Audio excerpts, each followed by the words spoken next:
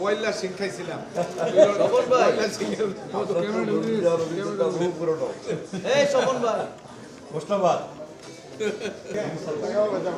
শুন ভাই শুন ভাই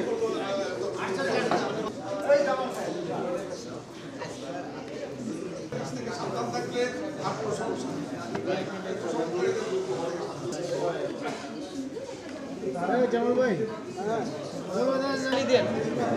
পানির বোতল দেন একটা চলে আসছে তো কার্যকলাপ দোকান আগে প্রস্তাব হয়ে যাবে বসে নাকি বসে এই ওই একটা নাম বসে আপনারা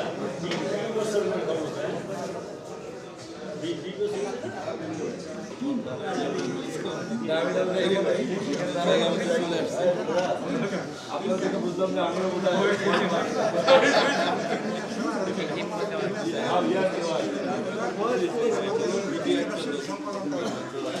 আমার জন্য একটা আসলাম যে অনারেবল সাংবাদিক কমিউনিটি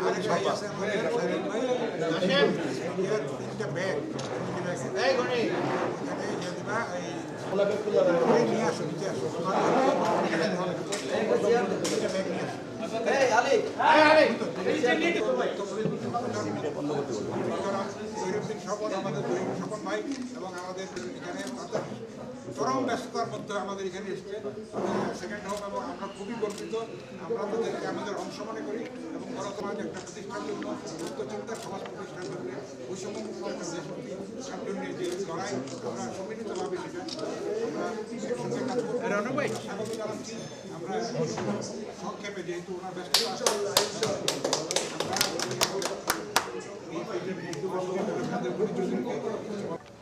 কথা বলতে পারবে ওনাদের নিজ থেকে আসার উদ্যমের মাধ্যমে আমরা আজকে আশান্বিত যে আমরা যে আশাটি করি সেটা আমরা প্রতিফলন করতে পারবো। সকল ভাই এবং আমাদের প্রতিমন্ত্রী আমরা যে উত্তর সজ্জন আমাদের প্রত্যাশাটা এটাই, আমাদের চাওয়াটা একটাই ফেসিস্ট আমলে সবচেয়ে বেশি নিগৃহীত হয়েছে গণমাধ্যম আমাদের আসলে সাধারণ হত্যার এখন পর্যন্ত বিচার হয়নি। আমরা সরকারের কাছে আমাদের প্রত্যাশা হয়েছিল আমরা বিচার পাই। আমরা চাই গণমাধ্যম যেন মুক্ত এবং স্বাধীনভাবে কথা বলতে পারে। একটা জিনিস আমাদের মনে রাখতে হবে, যেটা সরকার পরিচালনায় দেশ পরিচালনায় সহযোগিতা হয়, কিন্তু দুর্ভাগ্যজনক হলো সত্য ফেসিস্টরা যারা গণতন্ত্র বিশ্বাস করে না তারা কখনো গণমাধ্যমের স্বাধীনতা সত্যটা জনগণ যেন সেটা তারা চায় না।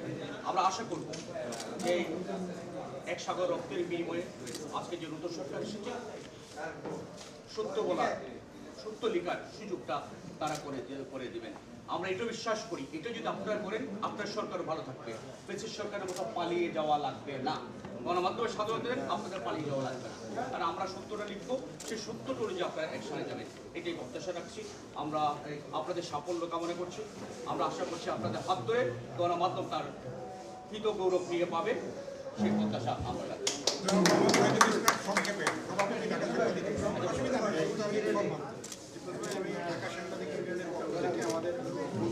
ধন্যবাদ জানাচ্ছি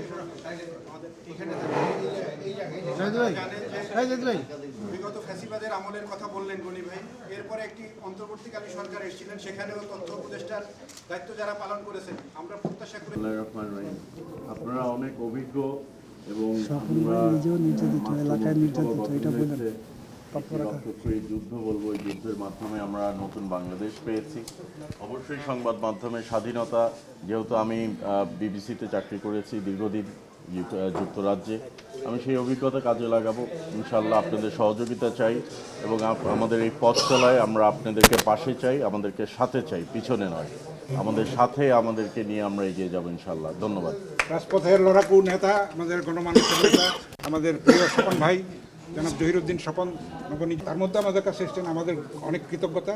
সংক্ষেপে তারপরে ডালপুরি আমরা খাবো ইনফরমাল, তারপরে উনি ওনার রাষ্ট্রীয় কাজে যাবেন।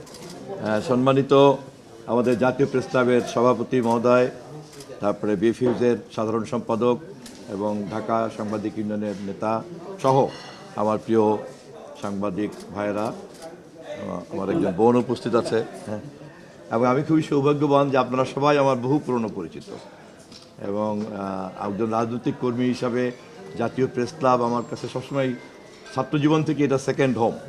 ডালপুরির কথা বলছেন তো অনেক কথা মনে পড়ে গেল। এই ডালপুরি খেয়ে তারপরে হরতালের কর্মসূচি বাস্তবায়ন করতাম এরশাদ বিরোধী ছাত্র আন্দোলনের। তো যাই হোক, আমার দুর্ভাগ্য কি সৌভাগ্য জানি না,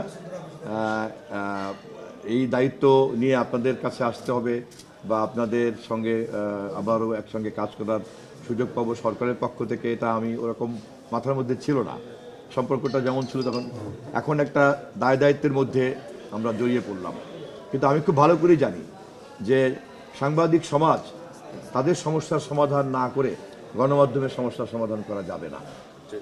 অতএব সেই সমস্যার সমাধানটি আমাদের এই মন্ত্রণালয়ের এবং এই সরকারের, আমাদের নেতা দেশনায়ক তারেক রহমানের ঘোষিত যে 31 দফা কর্মসূচি, তার মধ্যে যে গণমাধ্যমের স্বাধীনতার কথা বলা আছে, আমরা সেই আলোকে আমাদের কর্মকৌশল এবং কর্মপরিকল্পনা আপনাদের সামনে শিগগিরই হাজির করব।